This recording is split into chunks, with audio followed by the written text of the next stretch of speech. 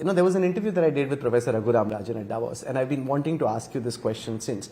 His larger point was that the Modi government at this moment makes it seem as if we're on a 7% growth path and that this is relative to what's happening in the world very good. He says, given our stage of economic evolution, we should really be aiming for 9-10%. He chided me to ask government when I got a chance that, this is actually our current growth prospects and forecast are 2 or 3% lesser than what you said while you were in opposition. And his charge is that just because we can't find the ways of growing at 9 to 10%, the government is now making it seem as if 7% is the best that can be done.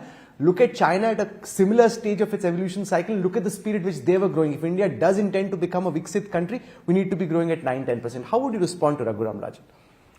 I would want to ask you, should I respond to him as Raghuram Rajan, the economist, or Raghuram Rajan, the politician?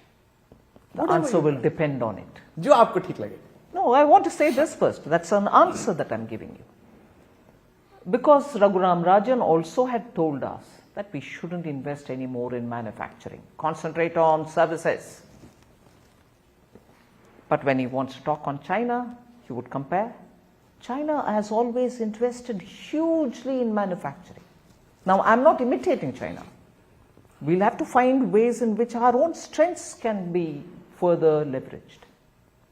So, that is one advice earlier. So, I find it difficult to take Raghuram Rajan's advice also because he was here holding a very responsible position as Governor of Reserve Bank of India. The banks went through torment. A regulator looked the other way when phone calls were going to the banks and banks were yielding to the phone calls. The regulator didn't tell them, you will yield only to the banking norms and not to phone calls. So Raghuram Rajan, make up your mind when you speak to the government and nudging the media to go ask the government questions. Say first of all, look, I'm now wearing my economist hat and sometimes I'm wearing my political hat. That might be easy for us to address.